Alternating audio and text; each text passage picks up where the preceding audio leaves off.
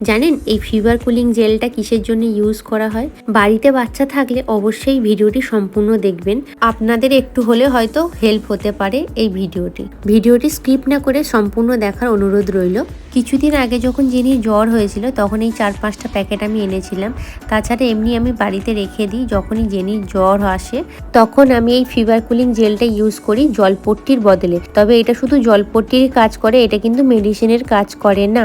Jenny যেহেতু ঠান্ডার ধাত আছে তাই ওকে জলপট্টি দিই না, কারণ নাক বন্ধ হয়ে যায়, তখন আবার নোজ ক্লিয়ার ড্রপ আমাকে ইউজ করতে হয়। তাছাড়া এইটার সাথে সাথে আমি মেডিসিনে ইউজ করি, কিছুক্ষণের মধ্যে জ্বরটা একদমই কমে যায়। এই ফিভার কুলিং জেলটা আমাকে ডক্টরই সাজেস্ট করেছিলেন, যেহেতু জেনির ঠান্ডার ধাত আছে। আপনাদের বাচ্চার কারো যদি ঠান্ডার ধাত থাকে অবশ্যই ডক্টরকে জিজ্ঞেস করে ইউজ করবেন। এই ফিভার কুলিং জেলটি একবারই ইউজ করতে পারবেন, সেকেন্ড টাইম আর ইউজ করতে পারবেন না। তো এই ভিডিওটি যদি আপনাদের ভালো লেগে থাকে অবশ্যই ভিডিও শেষে একটি লাইক করে দেবেন। আমার ভিডিও প্রথমবার দেখে থাকলে কমেন্ট করে দেবেন।